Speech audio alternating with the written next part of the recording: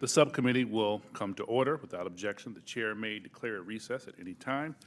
Before we get started, I want to recognize a moment of silence for the victims of the white supremacist hate crime in Buffalo, New York. The subcommittee has focused intently on that threat in both open and closed hearings. It is utterly devastating to see more victims of this violence. Buffalo, our heart breaks for you.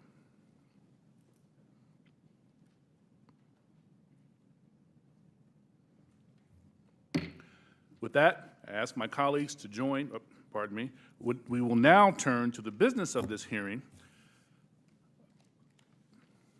More than 50 years ago, the U.S. government ended Project Blue Book, an effort to catalog and understand sightings of objects in the air that could not otherwise be explained. For more than 20 years, that project had treated unidentified anomalies in our airspace as a national security threat to be monitored and investigated. In 2017, we learned for the first time that the Department of Defense had quietly restarted a similar organization tracking what we now call unidentified aerial phenomena, or UAPs. Last year, Congress rewrote the charter for that organization, now called the Airborne Object Identification and Management Synchronization Group, or Aimsog for short. Today, we will bring that organization out of the shadows. This hearing and oversight work has a simple idea at its core. Unidentified aerial phenomena are a potential national security threat, and they need to be treated that way. For too long, the stigma associated with UAPs has gotten in the way of good intelligence analysis. Pilots avoided reporting or were laughed at when they did. DoD officials relegated the issue to the back room or swept it under the rug entirely, fearful of a skeptical national security community. Today, we know better. UAPs are unexplained, it's true, but they are real. They need to be investigated, and many threats they pose need to be mitigated. Undersecretary Moultrie, Mr. Bray, thank you for coming today. First, we need you to update us on the status of Aimsog. The legislation creating it was passed in December. The deadline for implementation is fast approaching, but the group does not even have a named director. We need to know, sirs, the status of the organization and the obstacle to getting it up and running. Secondly, you have to convince the audience today, and most especially our military and civilian aviators, the culture has changed. That those who report UAPs will be treated as witnesses, not as kooks. Thirdly, you need to show us, Congress, and the American public whose imaginations you have captured. You are willing to follow the facts where they lead. You know, we fear sometimes that the DoD is focused more on emphasizing what it can explain, not investigating what it can't. I'm looking for you to assure us today that all conclusions are on the table. One final note, we are mindful today that Aimsog is not starting from scratch. This is the third version of this task force in DoD, and civil society groups like the Mutual UFO Network, Mr. Corbell and others have been collecting data on this issue for years. I hope you'll explain how you can leverage the knowledge and experience of our prior work on this matter to move the Aimsog along. The last time Congress had a hearing on UAPs was half a century ago. I hope that it does not take 50 more years for Congress to hold another, because transparency is desperately needed. I now turn to Ranking Member Crawford for comments he'd like to make. Thank you, Mr. Chairman. Honorable Moultrie, Mr. Bray, thank you for coming here today. We appreciate it. To begin the open dialogue between Congress and the executive branch on this important topic. While this topic evokes creative imaginations of many, aside from all the hype and speculation, there are important underlying issues posed by UAPs. Despite the serious nature of this topic, I have to say I'm more interested in our understanding of Chinese and Russian hypersonic weapon development, or understanding why this administration was so slow to share actionable intelligence with the Ukrainians.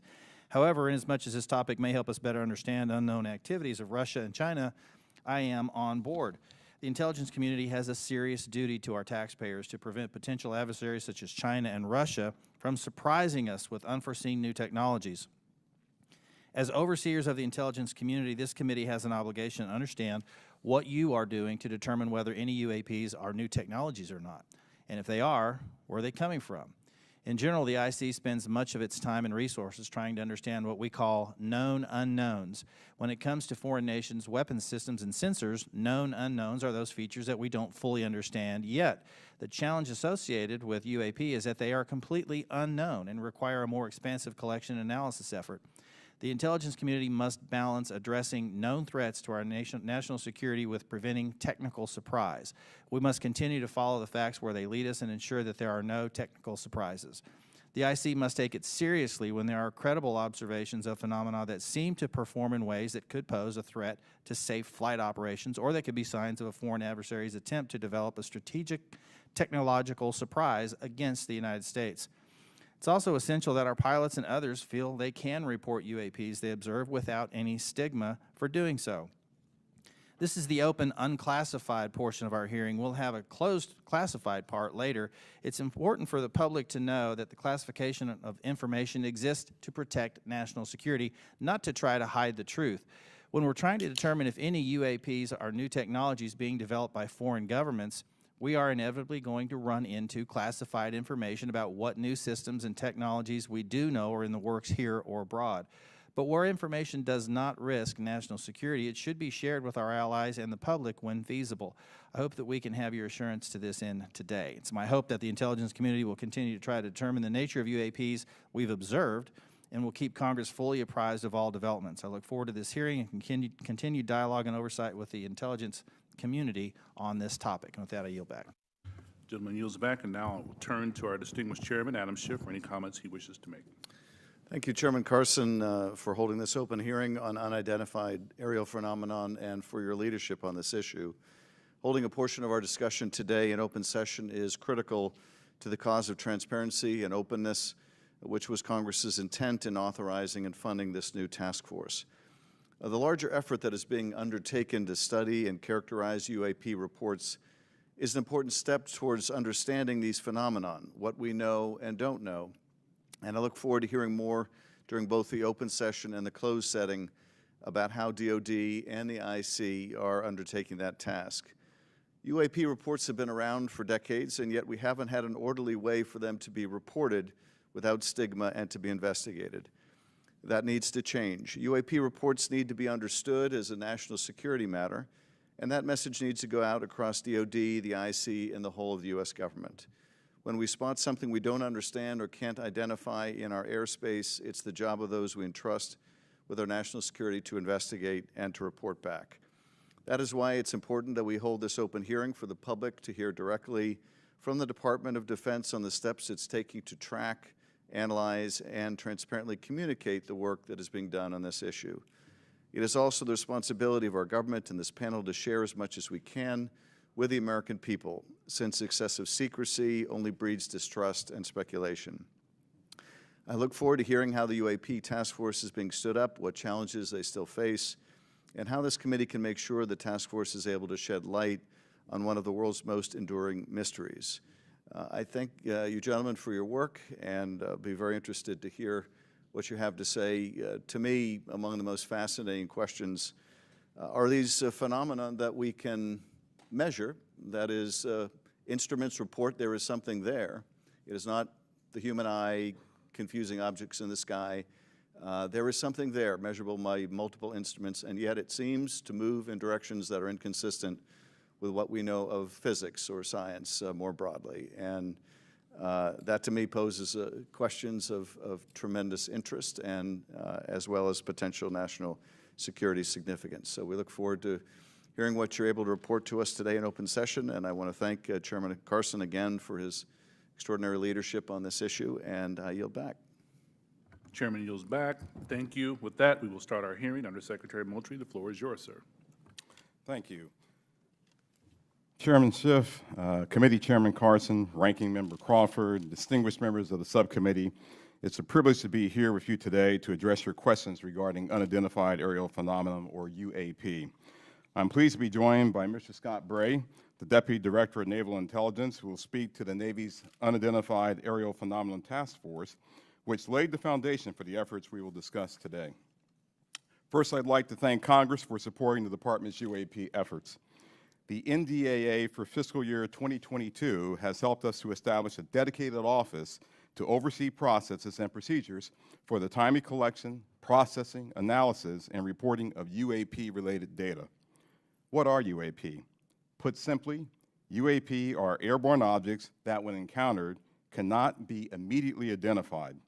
However, it is the Department's contention that by combining appropriately structured, collected data with rigorous scientific analysis, any object that we encounter can likely be isolated, characterized, identified, and if necessary, mitigated. We know that our service members have encountered unidentified aerial phenomena, and because UAPs pose potential flight safety and general security risk, we are committed to a focused effort to determine their origins.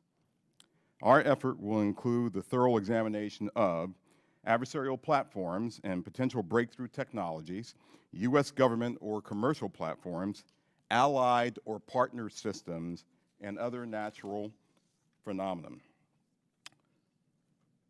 We also understand that there has been a cultural stigma surrounding UAP. Our goal is to eliminate the stigma by fully incorporating our operators and mission personnel into a standardized data gathering process. We believe that making UAP reporting a mission imperative will be instrumental to the effort's success. The Defense Intelligence and Security Enterprise provides real-time support to our warfighters and mission personnel across all domains. To optimize the Department's UAP work, we are establishing an office within the Office of the Secretary of Defense. That office's function is clear: to facilitate the identification of previously unknown or unidentified airborne objects in a methodical, logical, and standardized manner. These goals will ensure that we are working closely with operational personnel on training and reporting requirements, developing data and intelligence requirements, standardizing and integrating processes and procedures for collection, operational surveillance, analysis, and reporting, leveraging our research and development capabilities to improve detection, characterization, and identification of UAPs, developing mitigating solutions and procedures, and identifying strategy and policy solutions. This effort will maximize collaboration and build upon already existing relationships with the Office of the Director of National Intelligence, the FAA, DHS, and the FBI. We are also committed to strong partnerships with the Department of Energy, NOAA, the DEA, NASA, and the national labs, and just as importantly, our international partners and allies. With regard to the importance of transparency, the Department is fully committed to the principle of openness and accountability to the American people. However, we are also mindful of our obligation to protect sensitive sources and methods. Our goal is to strike that delicate balance, one that enables us to maintain the public's trust while preserving those capabilities that are vital to the support of our service personnel. In closing, the Department is committed to this effort and welcomes the challenge. We thank you for your committed support and look forward to your questions.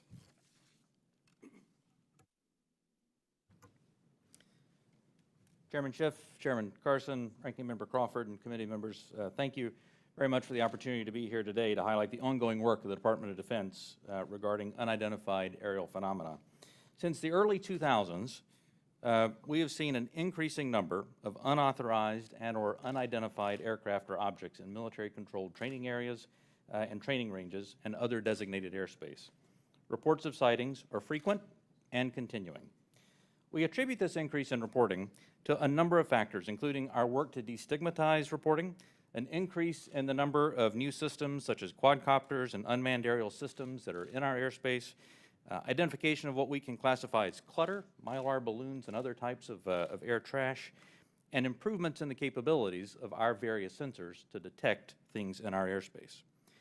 Almost 2 years ago, in August of 2020, Deputy Secretary of Defense Nordquist directed the establishment of the Unidentified Aerial Phenomena Task Force within the Department of the Navy. The UAP Task Force was built on the foundation of the Navy's initial efforts to respond to the reports from our aviators on unidentified objects observed in our training ranges. The basic issues then and now are twofold. First, Incursions in our training ranges by unidentified objects represent serious hazards to safety of flight. In every aspect of naval aviation, safety of our air crews is paramount. Second, intrusions by unknown aircraft or objects pose potential threats to the security of our operations. Our aviators train as they would fight. So any intrusions that may compromise the security of our operations by revealing our capabilities, our tactics, techniques, or procedures are of great concern to the Navy and the Department of Defense. From the very beginning, we took these reports very seriously. We instituted a data-driven approach to the investigations where we could collect as much data as possible and use all available resources to analyze and make informed decisions on the best ways to address our findings. Our main objective was to transition UAP efforts from an anecdotal or narrative-based approach to a rigorous science and technology engineering-focused study. This data-driven approach requires input from a wide variety of sources. In the early stages, the task force worked to standardize the reporting mechanisms and processes to make it as easy as possible for personnel to report any engagement so that we were getting that wide range of reporting that we needed. We also spent considerable efforts engaging directly with our naval aviators and building relationships to help destigmatize the act of reporting sightings or encounters. And we worked with naval aviation leadership to provide additional equipment to record any encounter. Navy and Air Force crews now have step-by-step procedures for reporting on a UAP on their knee board in the cockpit and in their post-flight debrief procedures. The direct result of those efforts has been increased reporting, with increased opportunities to focus a number of sensors on any objects. The message is now clear. If you see something, you need to report it. And the message has been received. In fact, recently, I received a call from a senior naval aviator with over 2,000 flight hours. He called me personally from the flight line after landing to talk about an encounter that he had just experienced. Those were just the initial steps. We also made a concerted effort to assemble subject matter experts from across the Department of Defense and the intelligence community and other U.S. government agencies and departments. We forged partnerships with the research, development, and acquisition communities, with industry partners, and with academic research labs, and we brought many allies and international partners into our discussions on UAP. Additionally, subject matter experts from a wide variety of fields, including physics, optics, metallurgy, meteorology, just to name a few, have been brought in to expand our understanding in areas where we may not have organic expertise. In short, we've endeavored to bring an all-hands-on-deck approach to better understand this phenomena. So what have we learned so far? Any given observation may be fleeting or longer. It may be recorded or not. It may be observable by one or multiple assets. In short, there's rarely an easy answer. For example, let me share with you the first video that we have here today, which shows an observation in real time.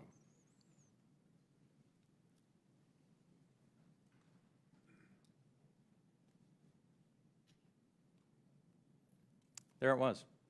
That's, in many cases, that's all that a report may include. And in many other cases, we have far less than this. As we detailed in both the unclassified and classified versions of the preliminary assessment released by the Office of the Director of National Intelligence last June, this often limited amount of high-quality data and reporting hampers our ability to draw firm conclusions about the nature or intent of UAP.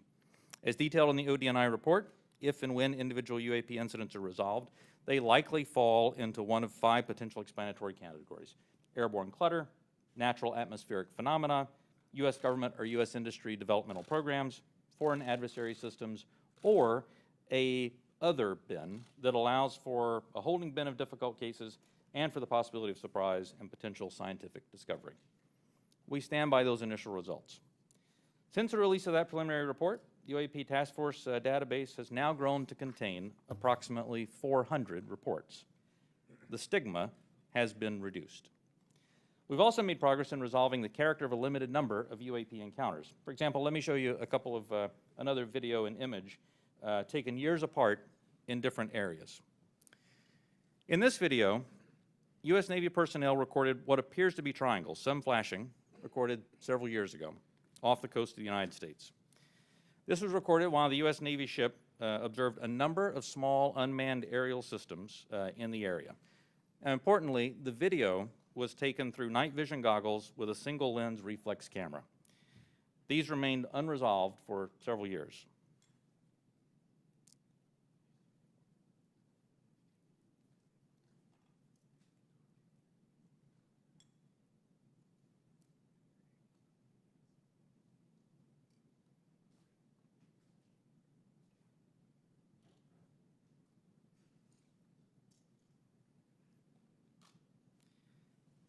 Several years later, and off a different coast, U.S. Navy personnel, again in a swarm of unmanned aerial systems, and again through night vision goggles and an SLR camera, recorded this image.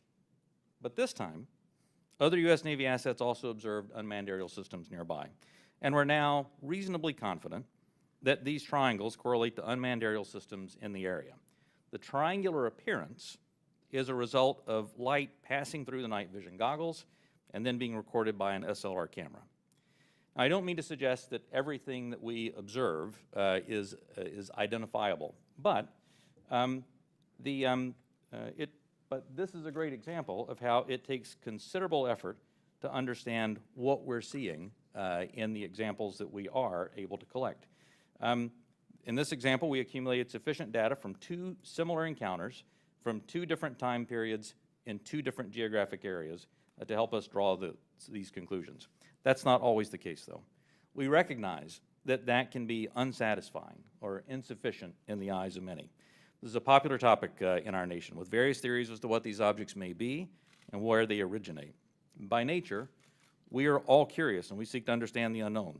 And as a lifelong intelligence professional, I'm impatient. I want immediate explanations for this as much as anyone else. However, understanding can take significant time and effort. It's why we've endeavored to concentrate on this data-driven process to derive fact-based results. And given the nature of our business, national defense, we've had to sometimes be less forthcoming with information in open forums than many would hope.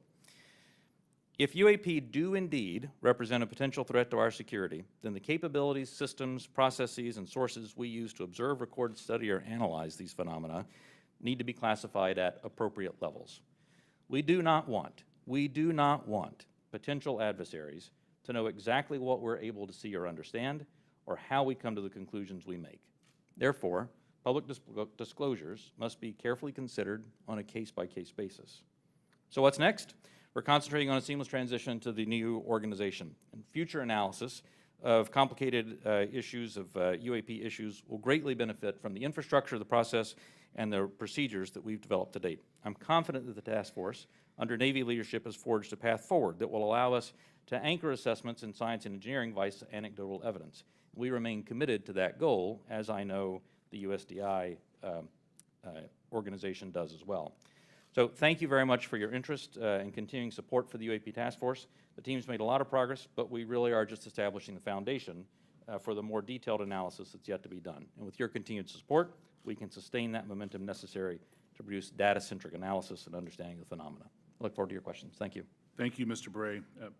This is the 3rd version of this task force, and to be frank, one of Congress's concerns is that the executive branch in administration from both parties has been sweeping concerns about UAPs under the rug by focusing on events that can be explained and avoiding events that cannot be explained.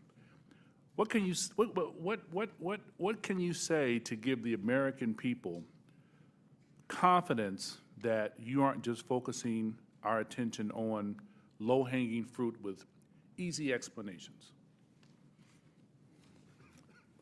Congressman, I'll start, and then Mr. Bray, please feel free to weigh in. So the way that we're approaching this is with a more thorough, standardized methodology than what we have in the past. First and foremost, the Secretary of Defense is chartering this effort. This is not someone lower in the Department of Defense. And he has assigned that task to the Office of Secretary of Defense, the Undersecretary for Intelligence and Security, that's me, because I'm responsible for looking at intelligence matters, I'm responsible for security matters. This is potentially both. So when you start concerning ourselves with the safety of our personnel, the safety of our installations and bases, there's no other higher priority than what we have than actually getting after this. And as you have stated, we have been assigned that task to actually stand up an office, the Aimsog, which I believe the name, sir, will likely change. But we have moved forward in terms of moving to establish that office. We have, as of this week, picked a director for that effort, a very established and accomplished individual. We've identified spaces. We've worked with personnel across the Department of Defense with the services, and we've worked with the IC, which is on board in helping us work through this standardized methodology for now, bringing in data, analyzing that data, and reporting that data in the appropriate method and appropriate means so we can either get it to our service personnel to ensure their safety, or get it to you and the Congress and to the public to ensure that you have oversight to what we're doing. So, chartered by the Secretary of Defense, standardized, and really a methodical approach is something that we're doing that has not been done before. Can we get some kinds of assurances that your analysts will follow the facts where they lead and assess all hypotheses? Absolutely. So we're open to all hypotheses. We're open to any conclusions that we may encounter. Quickly, before I pass it to the ranking member and Chairman Schiff, I want to thank you both for taking the time, and I had a good time meeting with you last week, Director Moultrie, Undersecretary Moultrie. It's fair to say that you are a science fiction fan, is that correct? It is fair to say that I am an inquisitive mind who has spent 40 years in the intelligence field and has focused on both science and science fiction. That is fair. Could you tell us about it? Yeah, well, yeah, look, my generation grew up looking at space sagas and the Apollo program. So all of us who grew up in the 60s were just thrilled by watching our first astronaut land on the moon. That was a momentous occasion. To people who were of different generations, some of them didn't believe that it happened. I still have relatives and friends who don't believe it happened, right? Science fiction to them. But to us, it was, no, that's the progress that we've made. And so I was enthralled by that, and I've taken that to heart. I enjoy the challenge of what may be out there. I have mentioned to you that, yes, I have followed science fiction. I have gone to conventions, even. I'll say it on the record. Got to break the ice somehow. But, you know, I have done that, right? But there's nothing wrong with that. Don't necessarily dress up, but I do, you know, I do believe that it's important to show that the Department of Defense has, you know, we have character, and we're people just like you, just like the American people. We have our inquisitiveness. We have our questions. We want to know what's out there as much as you want to know what's out there. We get the questions not just from you, we get it from family members. And we get them night and day, not just in committee hearings. So finding what's out there is important, but first and foremost, it's important for us to do that so that we can ensure that our people, our personnel, our aviators, our bases and installations are safe. And then that curiosity factor is something else that we just want to know, because that's the human race. It's just, you know, that insatiable desire to know. Thank you, sir. Ranking Member Crawford. Mr. Moultrie, you said you don't necessarily dress up. That wasn't a real strong statement. Gentlemen, thank you for being here today. We appreciate it. And thank you, Mr. Moultrie, for breaking the ice the way you did. Appreciate that. The inability to understand objects in our sensitive operating areas is tantamount to an intelligence failure that we certainly want to avoid. This is not about finding alien spacecraft, but about delivering dominant intelligence across the tactical, operational, and strategic spectrum. So my question is, how can Aimsog lead to prevention of intelligence surprises? Sure, I'll start with that. So the goal of our effort is to integrate it into what we already do on a normal basis, which is look for the unknowns, Congressman, as you stated in your opening remarks, across all domains. So we've been doing this for decades. We've been looking at the space domain, looking at space objects, looking at space weather, looking at space phenomenon. We've been looking at things in the air domain, and we, as you know, and I'll talk more about this in classified session, but we have a very concerted effort to understand adversarial platforms and adversarial developmental programs. And we do that also in the ground domain. And of course, we're very interested in what happens in the underwater or sea domain, if you will, subsurface domain.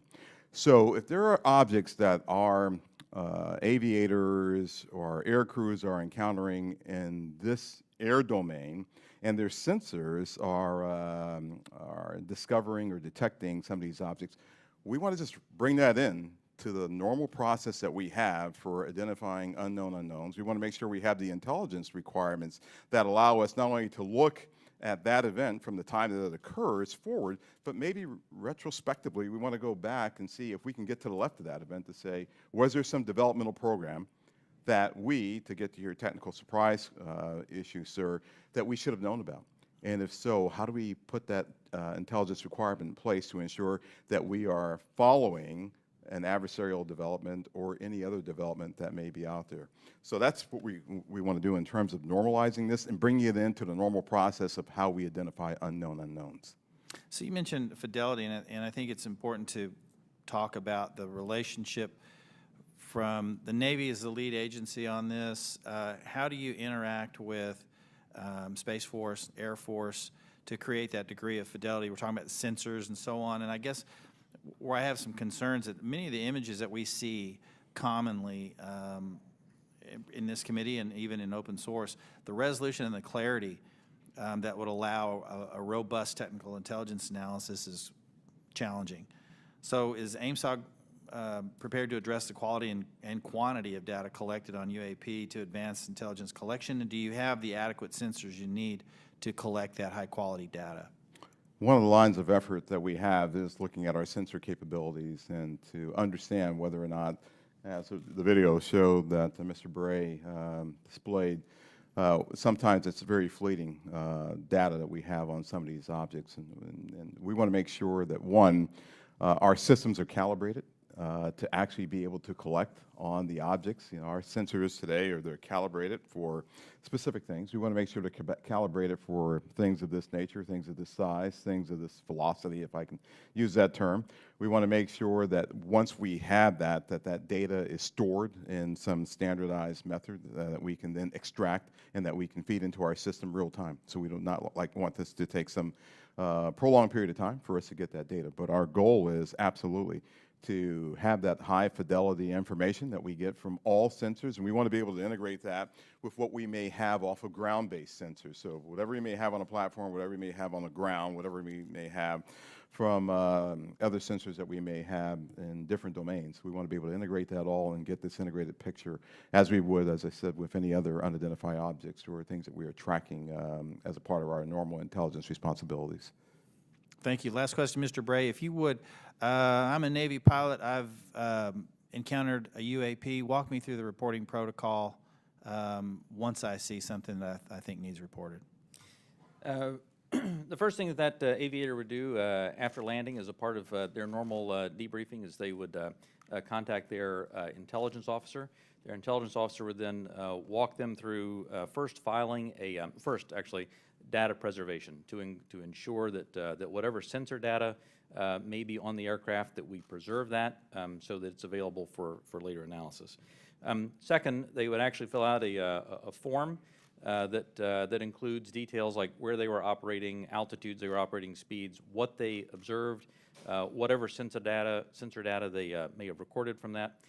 And then that report is filed. It goes two places. One, it goes through the operational chain of command so that operational units are aware of what's being observed, and also through the UAP task force so that they can take that data, database it, and quite often have individuals from the task force contact the aviator and ask them additional questions if there were things that weren't clear in the report. That then goes into a database where we begin to compare it with other observations that we have, again, comparing for locations, comparing for altitude, speeds, shapes, if any RF emissions were detected from the platform, all of that so that we can try to reach some conclusions on that. Thank you. Yield back. Gentleman yields back. Chairman Schiff. Thank you, Mr. Chairman.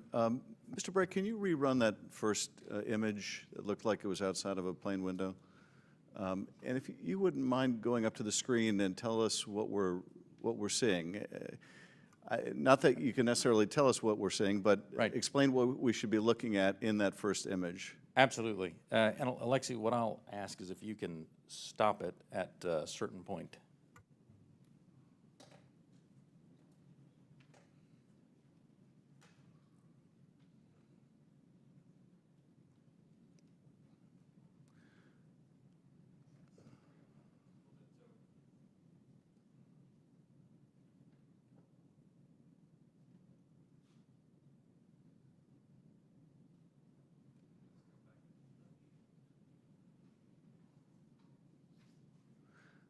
And are we looking outside of a civilian aircraft window? Is that what we're looking at? You're looking outside a U.S. Navy F-18. Okay.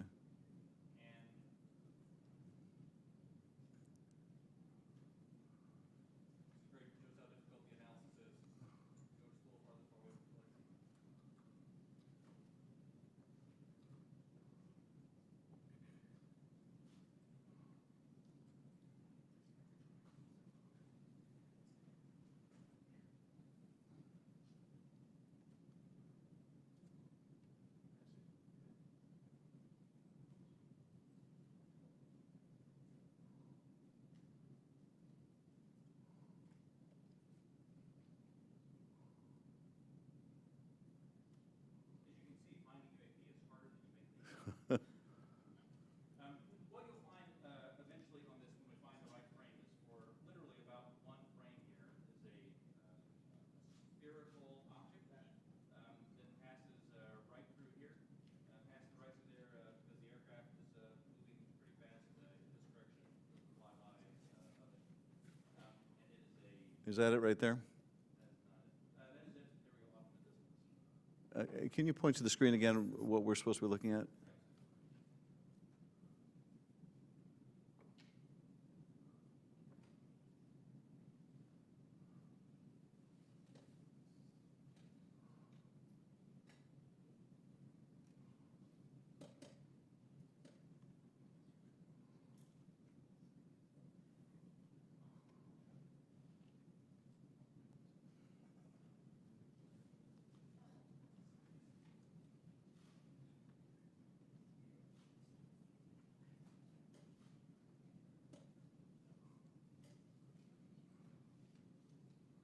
Is right. Okay, if you could stop that frame. That's not the one. No, it's not the one.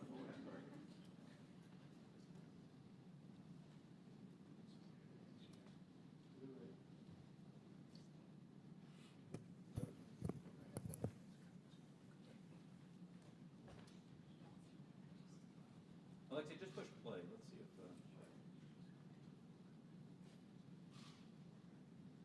Here's what you'll see coming up right here is there it went. Now back up just a spherical object right here. It zooms by the window right in this area right there. There we go. Could you see that part right there again going by? I think we're having a hard time stopping it in the right spot.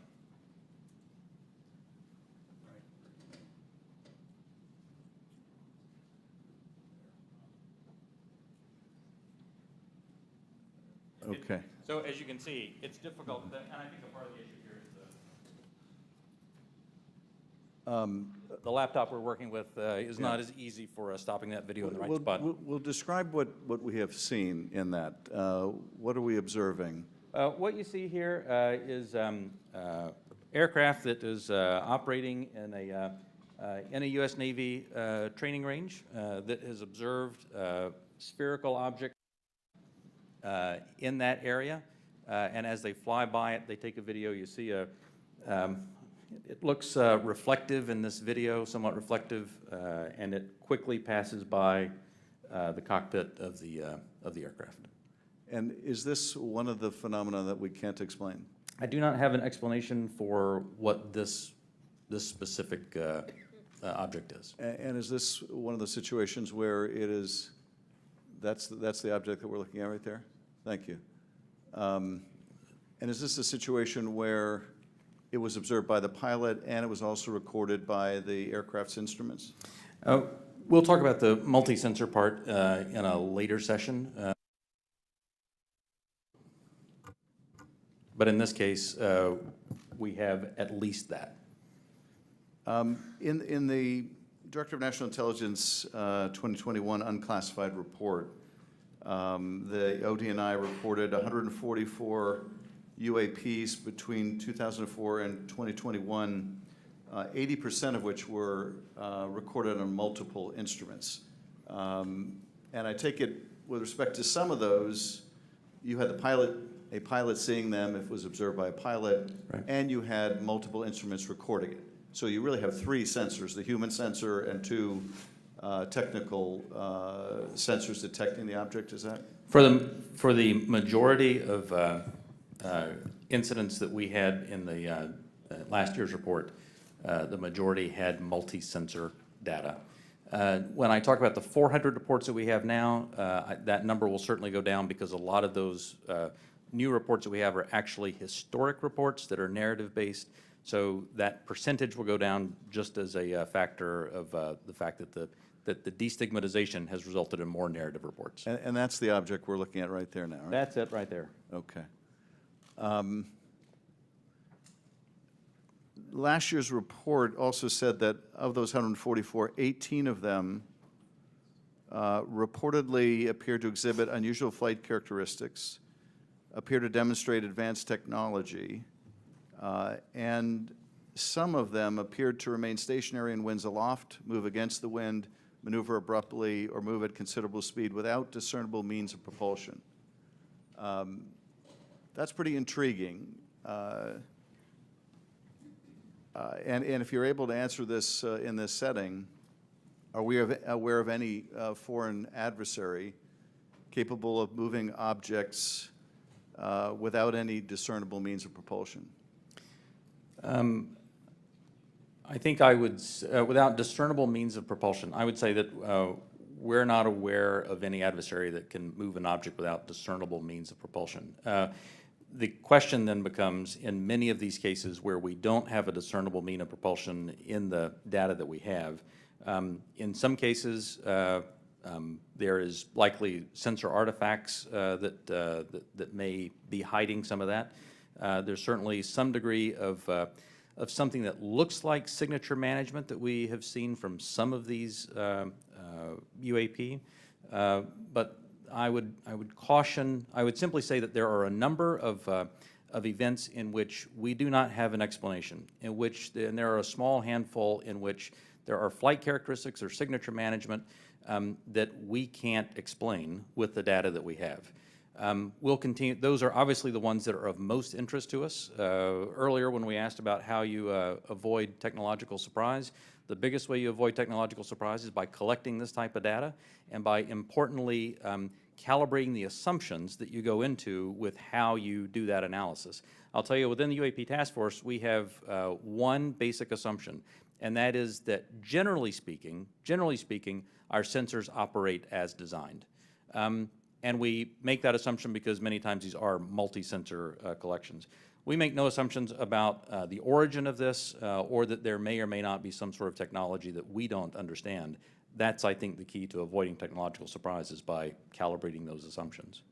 And finally, with respect to the second two videos showing the small triangles, the hypothesis is that those are commercial drones that, because of the use of night vision goggles, appear like triangles. Is that the operating assessment? Some type of drone, some type of unmanned aerial system, and it is simply that light source resolves itself through the night vision goggles onto the SLR camera as a triangle. And have we, in order to prove that hypothesis, flown a drone and observed it with that same technology to see whether we can reproduce the effect? The UAP task force is aware of studies that have done that. Okay. Thank you, Mr. Chairman. I yield back. Gentleman yields back. Dr. Winstrup. Thank you, Mr. Chairman. Thank you all for being here.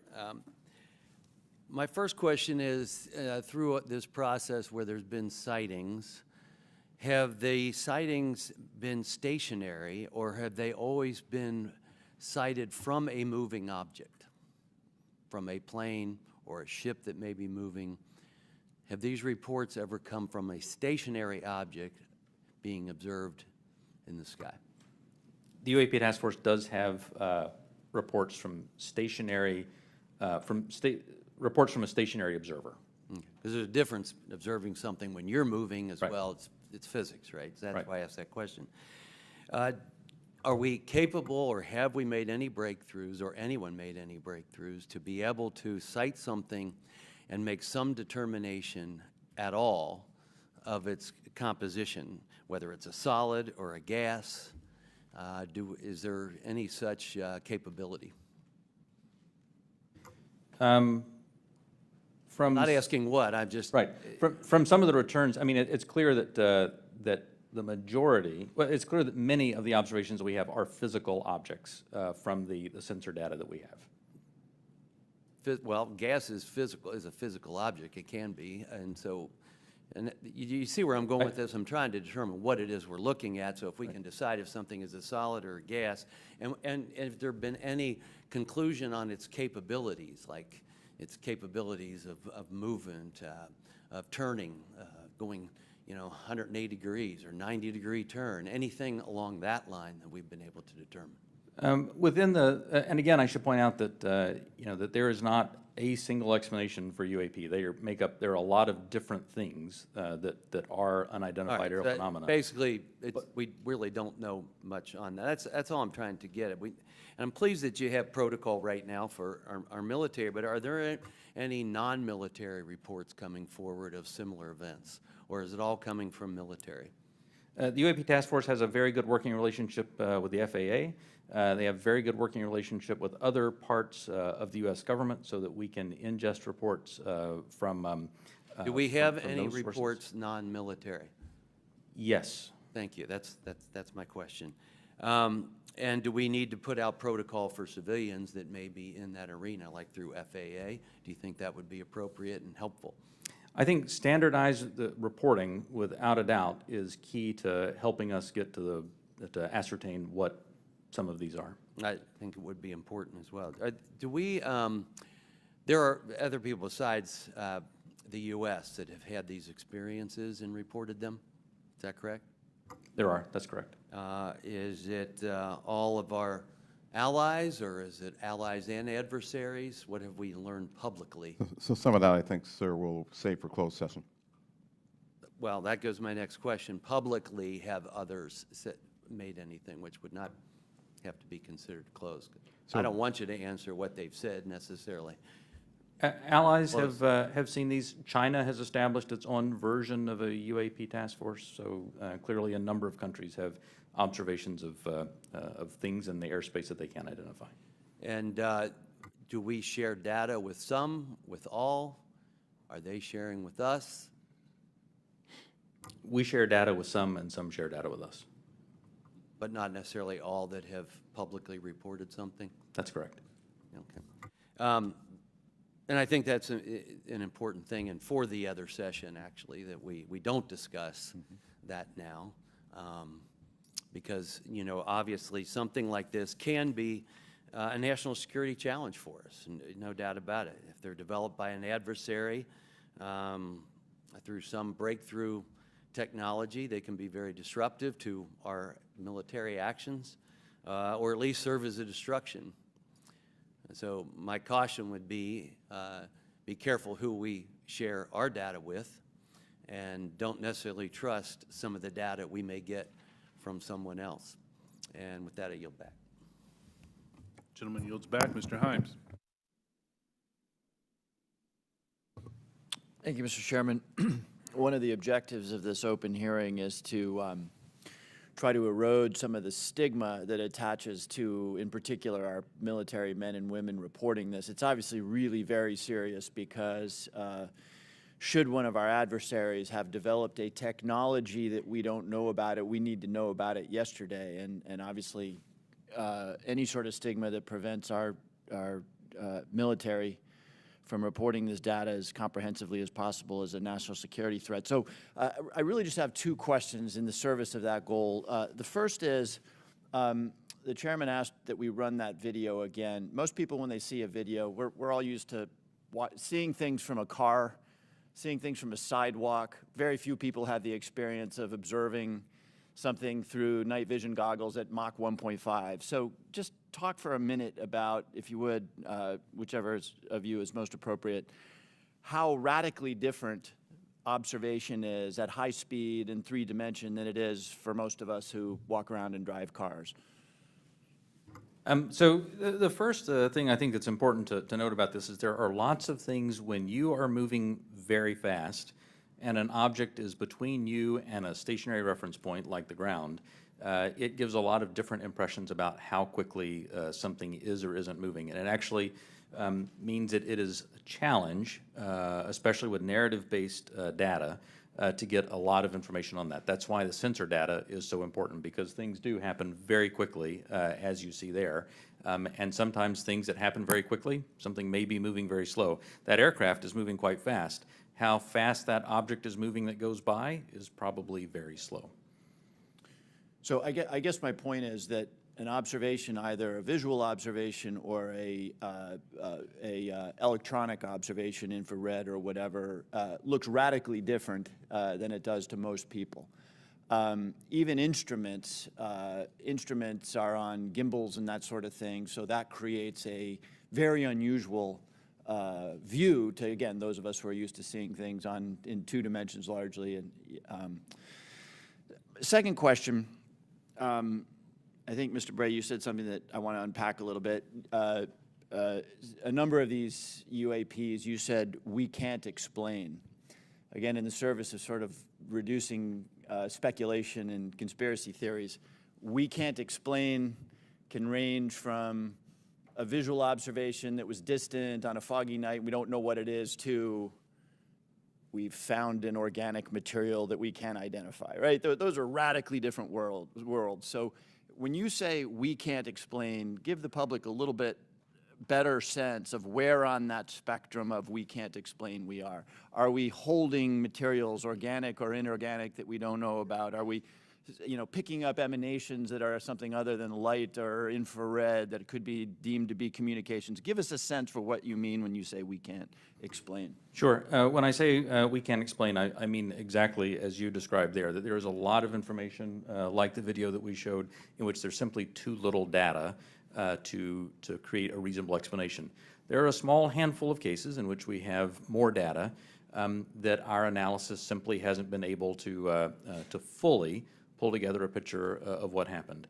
And those are the cases where we talk about where we see some indications of flight characteristics or signature management that are not what we had expected. When it comes to material that we have no material. We have detected no emanations within the UAP task force that would suggest it's anything non-terrestrial in origin. So there's, when I say unexplained, I mean everything from too little data to the data that we have doesn't point us towards an explanation, but we'll go wherever the data takes us. Again, we've made no assumptions about what this is or isn't. We're committed to understanding these, and so we'll go wherever that data takes us. Thank you. That's very helpful, and so I think it bears emphasis. When you say we can't explain, everything that you can't explain is in a bucket called data. Is that correct? And that would mean data collected by sensors, visual observations, everything that we can't explain, quote unquote, is in a bucket called data. Right. A narrative report from the early 2000s, if it just had a little bit of information on it, would be in our database and it would be unresolved. I would add to that, it's insufficient data. I mean, that's one of the challenges we have. Insufficient data either on the event itself, the object itself, or insufficient data or plug-in with some other organization or agency that may have had something in that space at that time. So it's a data issue that we're facing in many of these instances, Congressman. Understood. Thank you very much. Yield back. Gentleman yields back. Mr. Gallagher. Thank you, Mr. Chairman. Thank you for allowing me to join this hearing. I really appreciate the witness's testimony. Mr. Moultrie, as the chairman mentioned, DoD had an initiative to study UFOs in the 1960s called Project Blue Book. It's also been well reported in our briefing and in other places that we have more recent projects, specifically ATIP. Could you describe any other initiatives that the DoD or DoD contractors have managed after Project Blue Book ended and prior to ATIP beginning? Did anything also predate Project Blue Book? So I can't speak to what may have predated Project Blue Book. I mean, of course, there's Roswell and all these other things that people have talked about over the years.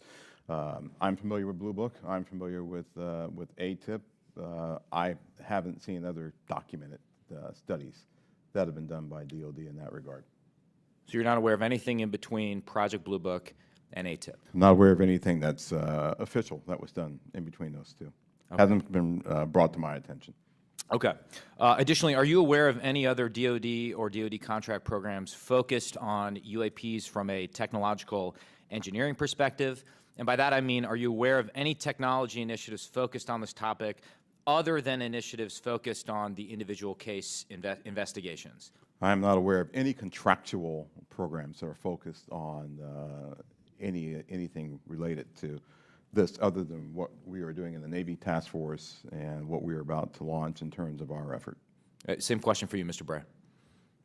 Same answer, not aware of anything outside what we are doing in the UAP Task Force. So just to confirm, you're not aware of any technology or engineering resources that have been focused on these efforts besides what we've mentioned today?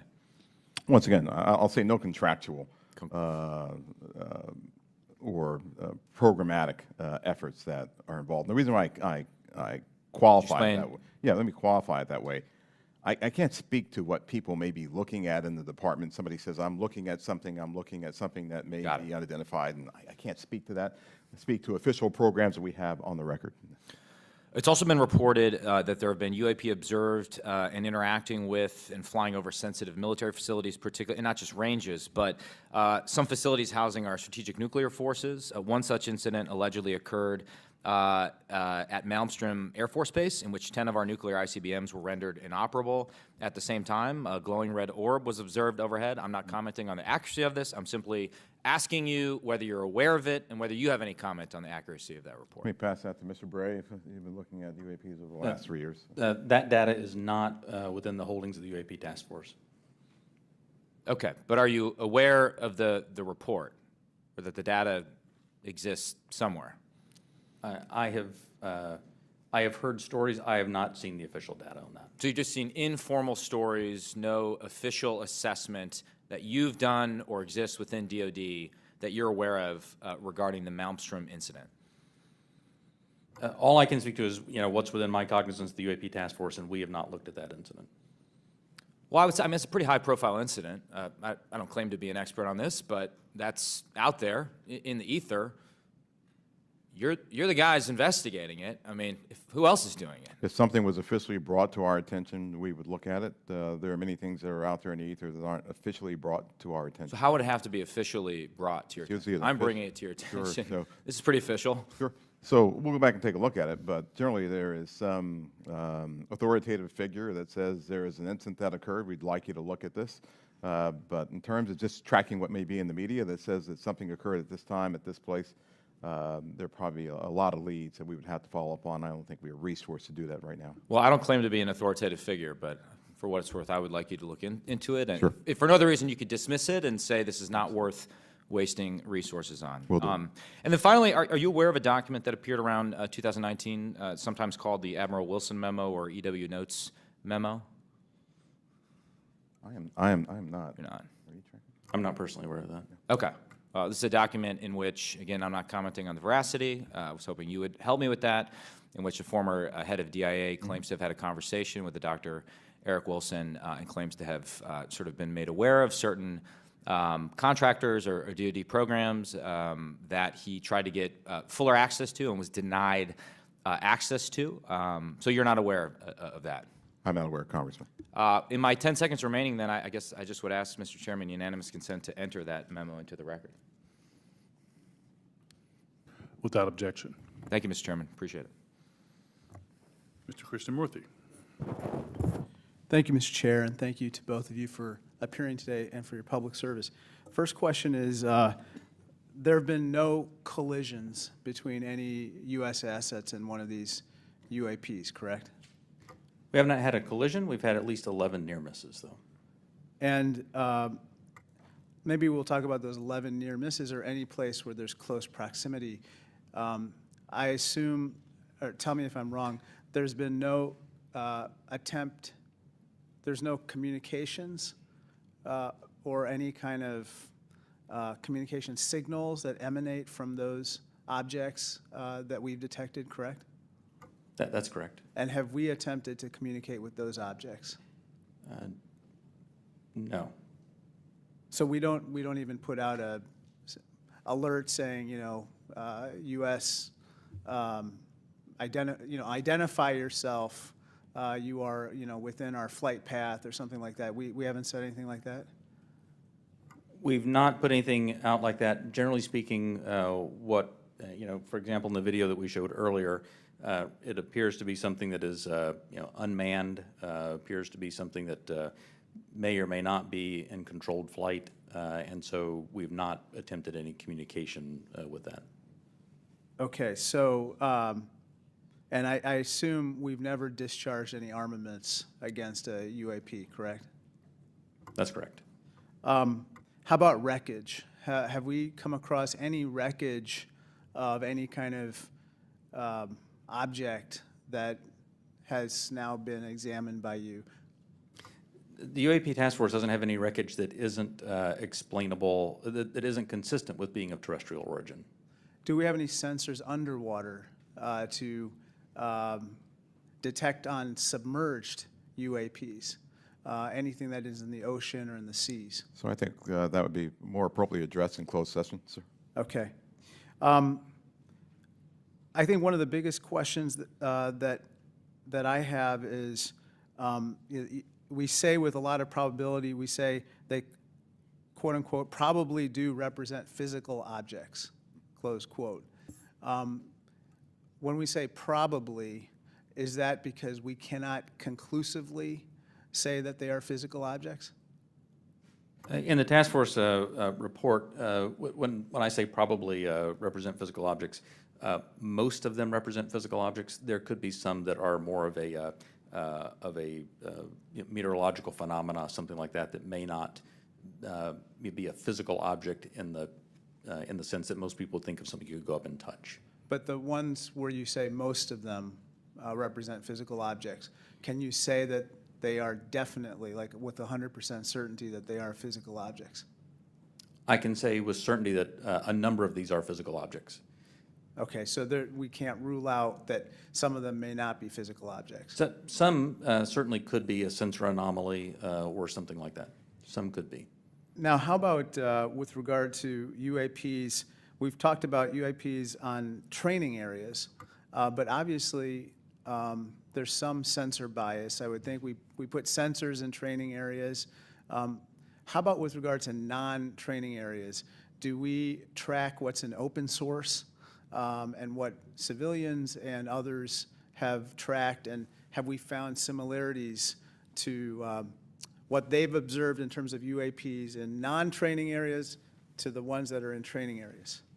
The UAP task force has worked very hard to make sure the data set that we're working with is a data set that we have very good control over that data. So we have some partnerships with FAA so that we get some of that, so we get that reporting in. But if it comes to just open source reports or someone says that they saw something, that generally does not make it into our database. So basically, it sounds like we have a good partnership with FAA, but apart from FAA, we don't have partnerships with other agencies or other entities that might be tracking so that we could enlarge our data set to make comparisons. So we will. So that's the goal of this next effort, will be to expand that relationship with the rest of government and the interagency, so we can understand what they're seeing, what we're seeing. We can correlate on each other's holdings Because and I hopefully think, resolve this. sorry to interrupt, but I think that we might have a bias right now going on with regard to just reporting on UAPs being in training areas when we don't really track what's happening elsewhere. Last question, have our encounters with UAPs altered the development of either our offensive or defensive capabilities or even our sensor capabilities? We'd take that for the closed session. Okay, great, thank you. Mr. LaHood. Thank you, Mr. Chairman, and want to thank the witnesses for being here today. Obviously, this topic of UAPs has attracted a lot of interest in people that are curious about this hearing today. As we talk about, and I would say there's a lot of what I would call amateur interest groups that are involved in the UAP field.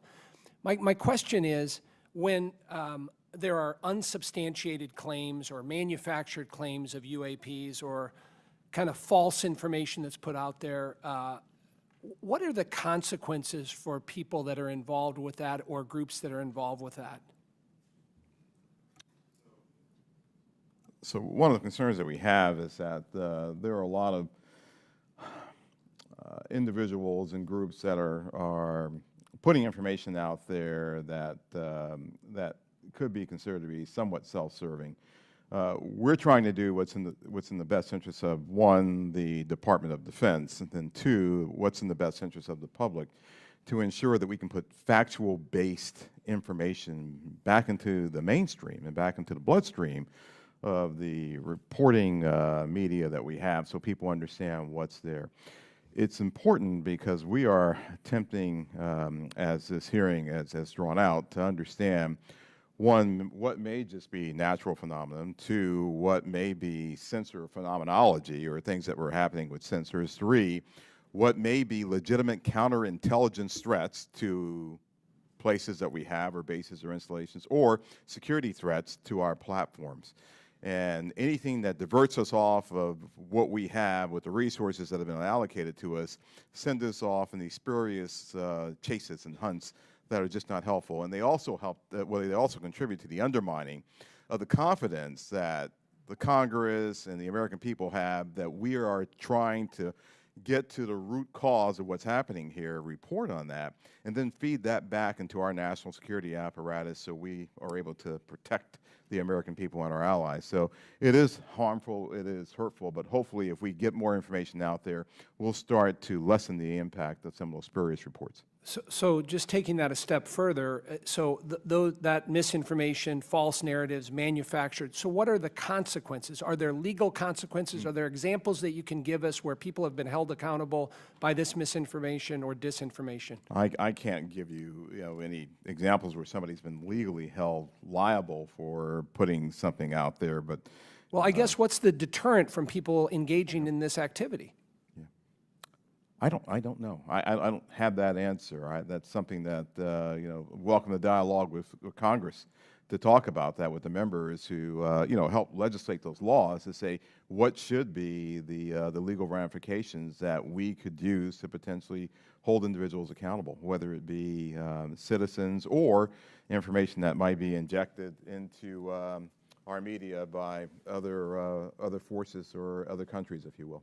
And in terms of DOD's review and analysis in this field, I mean, is there a standard in place when it comes to UAPs? I mean, is there any guidance you look to that's codified in law or otherwise within DOD that kind of sets out the standards for UAPs and what to look for? I think that's part of what the group that we're standing up now will be chartered to do. We're actually, from my organization, we'll be looking at policy and standards that we have to come to you and work with you to actually put in place and promulgate across our government.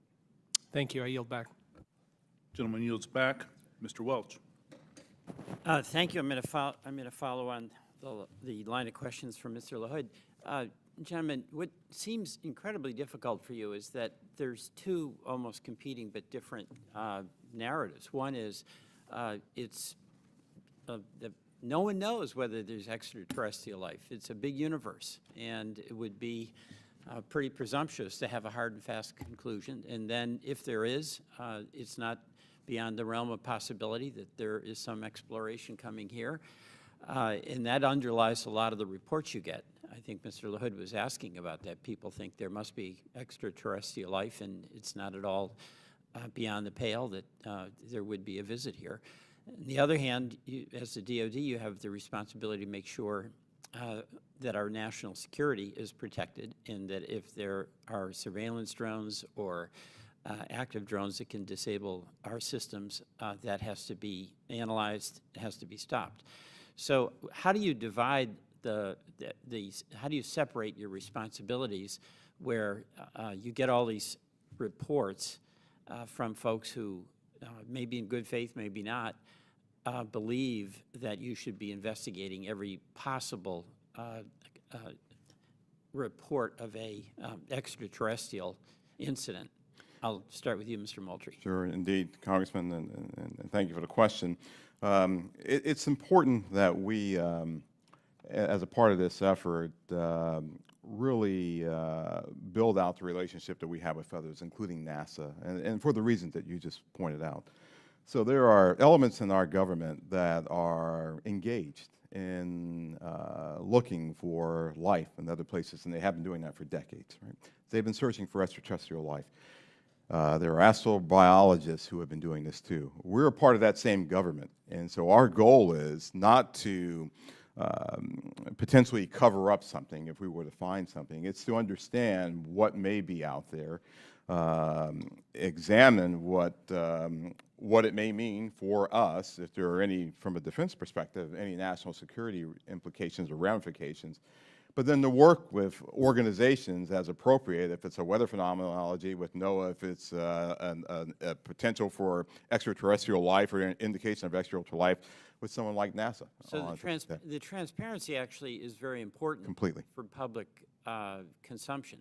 Completely. But we're going to have a classified briefing, and without going into the details of what kinds of secrets that we can't share here, what is it, what are we protecting? I don't know if you can answer this question in this open forum, but in fact, your perception of what it is we have to, quote, protect. So I think right now what's really important for us to protect is how we know certain things. So there are a lot of things that we know, whether it be about the thinking of other leaders around the world, the weapon systems that are being developed, or how we detect things that may be threats to us. Many of those things are the result of some of our most sensitive sources and methods, and we'll use those things not just for this effort, but those same sources and methods are used to help protect us from adversaries and from others who might mean to do us harm. There aren't separate UAP sensors. There's not a separate UAP processing computer. There's not a separate UAP dissemination chain or whatever. So it's the same process. It's the same system that we have that helps us do all that. We need to protect that because this is something that we're looking at, but we're sure there are going to be other things that we'll look at in the future that we'll need those same sensors, we'll need those same sources and methods to help us do. So we're protecting the fact of that this nation has developed capabilities that enable us to know what may be threats to us and to counter those threats before they become something of a national issue. Thank you very much. I want to thank both you, Mr. Bray, and you, Mr. Moultrie, for your appearance today. I yield back. Gentleman yields back. Gentlemen, beyond videos, is there a range of other information that the executive branch has that would be valuable to the American people while protecting sources and methods, obviously? The details of individual encounters, including the time, place, and details of an encounter. And does the Aimsog have a clear and repeatable process for considering public release as part of the process? Chairman Carson, and do you commit to building that process if it's not in place? The UAP Task Force, the security classification guide that UAP Task Force has been operating under that I approved really was meant to protect those sources and methods and meant to protect any knowledge that an adversary intelligence entity may gain from understanding what we're tracking, how we track it, or when we're tracking it, or if we're not. And so that has been an important piece in the balance between transparency and preserving our warfighting advantage, because the U.S. military does train as it would fight. What I will commit to is, at least for that material that's under my authority as the Deputy Director of Naval Intelligence, for information that we have when it does not involve sources and methods, and when we can, with a reasonable degree of confidence, determine that it does not pose a foreign intelligence or national security threat, and it's within my authority to do so, I commit to declassifying that. So I believe very much in the transparency of this, and we work very hard to balance that with our national security needs. And I'll just add, Congressman, just over the last 3-4 months, I think that the intelligence community and the national defense apparatus have disclosed more information on various events than it has in probably the previous 10 years. You have our commitment to work closely with the Director of National Intelligence and others in the declassification and downgrading of intel apparatus to ensure that we can get whatever information that we can out to the American people and to the public writ large. Greatly appreciated, sir. Ranking Member Crawford. Thank you, Mr. Chairman. Representative Stefanik is en route, I believe, just real quickly, but in the interim, if I could, if you'll indulge me, I just have a couple of real small questions. One is, do we have an example? Can you cite a specific example of an object that can't be explained as having been human-made or natural? I mean, the example that I would say that that is still unresolved, that I think everyone understands quite well, is the 2004 incident from Nimitz. We have data on that, and it simply remains unresolved. Does not mean it resolves to being something, right, that is easily explainable or difficulty, or well, obviously it resolves to being something that is difficult to explain. But I can't point to something that definitively was not man-made, but I can point to a number of examples in which remain unresolved. Gotcha. With regard to videos that have appeared in open source channels, for example, the Tic Tac video, does Aimsog maintain control of videos, and how do you prevent leaks of potentially classified videos or other material?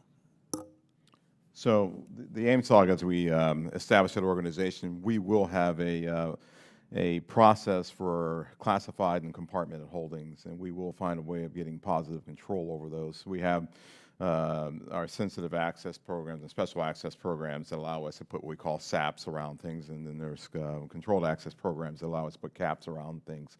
So we'll have that in place.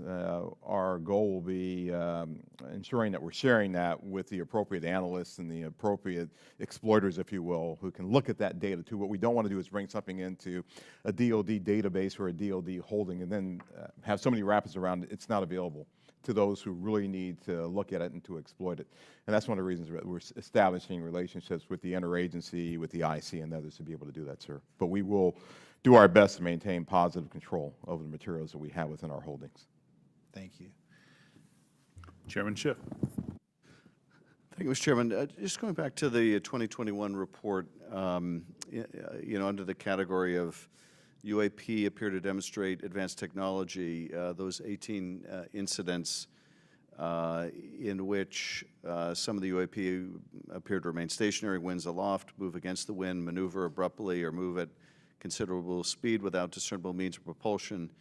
It goes on to say, in a small number of cases, military aircraft systems processed radio frequency energy associated with UAP sightings.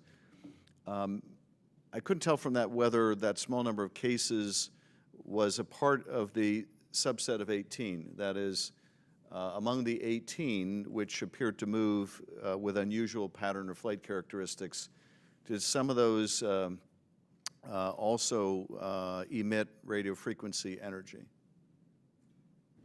I would have to check with our UAP task force on that. I believe, without getting into specifics that we can do in the closed session, at least some that we have detected RF emissions from were not behaving oddly otherwise. And the significance of measuring that radio frequency energy is what? That we suspect that this was some form of aircraft in which there were radio transmissions? The biggest thing that you're looking for there is any indication of an effort to jam whatever sensors that we may have looking at it. But I would also add to that radio frequency, as you know, Congressman, is used to control various platforms too. So the fact of emanations coming off of any platform, whether it be a UAV or another platform, could be radio frequency activity related to that entity transmitting out or something transmitting to that platform. And of course, we have a sensitivity with our airborne platforms of picking it up, which is one of the reasons that we try to prevent people from using their cell phones on airplanes and things like that. It's very sensitive to RF emanations. So that's a part of what we'll be looking at in the Aimsog. What is this? Is this something that we can collect on, and can we start to characterize the signaling environment around the emanations that may be coming off of some of these UAPs? So that energy then that was recorded could be either an effort to jam, or it could be an effort to control a UAV, or any other communication with that craft. I would say that's accurate. Right. Thank you, Mr. Chairman. Thank you, Chairman. As the ODNI report makes clear, one possible explanation for UAPs is that we are detecting U.S. aircraft, either secret air programs or even test prototypes. I won't ask you in this setting, obviously, to describe any secret DoD programs. That said, I do want to make sure the U.S. government isn't chasing its own tail. Firstly, do you have a clear and repeatable process to check with compartmented programs about whether a UAP sighting is attributable to a U.S. aircraft? Secondly, does the Aimsog staff have the clearances and read-ons that they need to investigate all of these incidents? And thirdly, when your staff cannot be read on, are your questions to those who are read on even being answered? So I'll start, and then I'll pass that to Mr. Bray.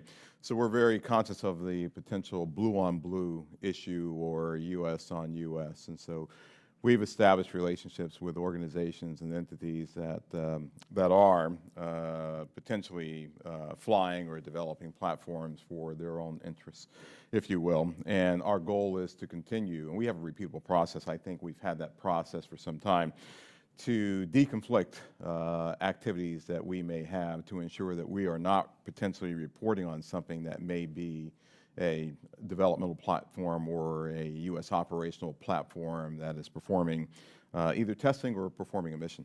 So we will have that in place. We've already had those discussions with organizations and entities. We want to ensure that we're protecting their equities. We want to ensure that we're protecting their sources and methods while also getting at what we have here. We want to be able to deconflict those. Absolutely. The UAP Task Force has had a process in place to work with other elements of the Department of Defense and other elements of the government to ensure that that there is an as simple a way as possible to deconflict those. And when we reference that in the report, I should say that we were simply accounting for the fact that there could possibly be one or two data points that had leaked through, but we were quite confident that was not the explanation. How are you all liaisoning with Space Command? Specifically, how are you partnering with the parts of the U.S. Space Command responsible for space domain awareness? And how, if at all, are you partnering with the Space Force to analyze UAPs? The UAP Task Force has a very good relationship with Space Force, as it does with the rest of the Department of Defense. We have pulled analysts in from Space Force to ensure that that we're availing ourselves of that expertise, as well as any other material they may have that would be helpful. And Congressman, as you know, Space Force and Space Command, they have responsibility for space domain awareness. So what we've done, we coordinated with Space Force, we coordinated with their J2, and she is on board in terms of helping us plug into what they have and for us to have this interactive exchange of information and data. And we're doing that with all the services, not just with Space Force or Space Command. Thank you, sir. Ranking member, any additional questions? All right, Chairman Schiff. All right. With that, I want to thank you all for taking the time out. I also want to thank my colleagues on both sides of the aisle for participating in this very historical and important hearing. I think it's one of the few times we can demonstrate some degree of bipartisanship around UAPs and UFOs. So I love it. Appreciate it. Thank you. And we will see you all. We will recess this hearing for the moment and return in a closed session at noon.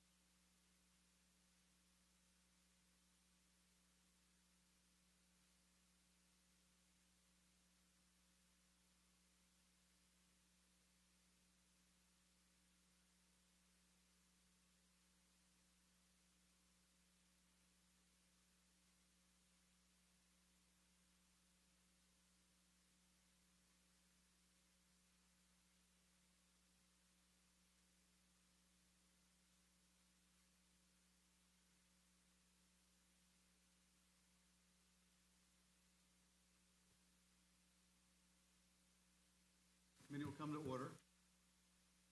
The committee will come to order.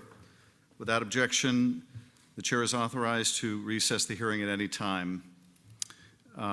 Before we turn to the substance of today's hearing, let me address a housekeeping matter. First, let me remind all present that by direction of the Speaker and pursuant to guidance issued by the Sergeant at Arms, members should, during these proceedings, with the exception of when they're speaking, take precautions in light of COVID-19, including by wearing a face cover such as a mask. We're also limiting staff attendance at the hearing. So again, I would encourage and urge that unless you're speaking, to please be wearing your mask.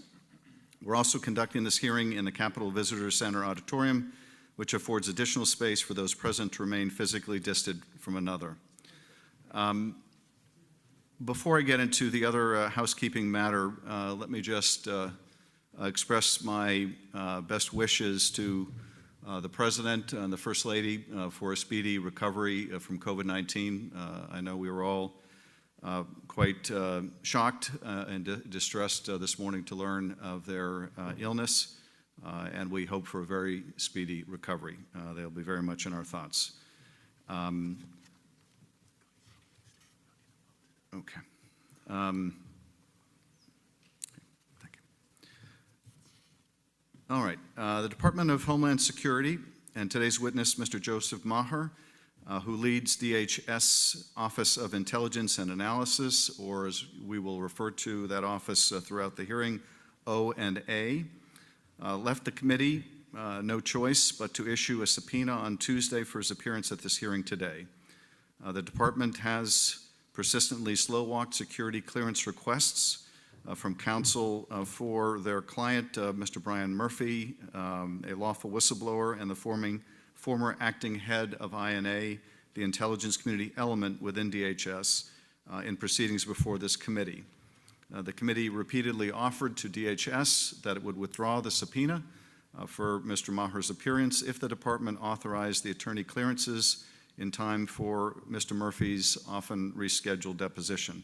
Unfortunately, DHS refused to do so.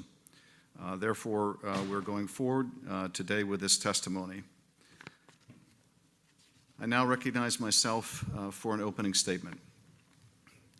On August 3rd, amid public reporting of American citizens being snatched off the streets of Portland by law enforcement officials from the Department of Homeland Security, this committee launched an investigation into serious allegations that DHS's Intelligence and Analysis Office, or INA, an element of our nation's intelligence community, may also have played a role in the apparent abuses documented in Portland. The specter of domestic surveillance activities by the nation's intelligence apparatus, which is supposed to be focused outside the country, has set off alarm bells. Soon after the committee began its review, additional serious and credible allegations emerged that senior officials at DHS had engaged in efforts to politicize intelligence assessments and reports produced by INA. And so the committee expanded its investigation to examine whether DHS's intelligence unit had withheld intelligence reporting about Russian interference in our elections and sought to downplay the threat posed by white supremacist violence. Our investigation is still in its early stages, but already the Trump administration has engaged in the now familiar strategy of obstruction. Despite those efforts, over the past 2 months, a deeply disturbing picture has come into sharper focus. Time and again, DHS's Office of Intelligence and Analysis faced pressure by the Trump administration to deploy its resources in a way to politically benefit the President of the United States and his re-election campaign at the expense of our national security. Specifically, the committee has information that, number one, Trump administration officials sought to influence the production of election threat intelligence by elevating and emphasizing activity by China and Iran, despite acute ongoing interference operations by Russia. The committee has also learned that DHS leaders sought to influence the production of classified and unclassified intelligence assessments related to foreign threats to our election by encouraging INA to report more on China, even though the intelligence community's public statements indicate that only Russia is engaged in active measures to denigrate one candidate and support another and sway the outcome of the presidential election. Treating these three actors of differing intent and capability, Russia, China, and Iran, as equal threats to our election creates a false equivalency. It dilutes the fact that the most significant threat to our election is in fact from Russia, which is aggressively seeking to denigrate Vice President Biden and boost President Trump. These politicized changes did nothing to serve our national security, but would serve to avoid embarrassing the president with a focus on the dangerous facts of Russia's interference on behalf of his campaign. Number two, similarly, DHS officials have sought to modify the unclassified Homeland Threat Assessment, which has yet to be released to this day.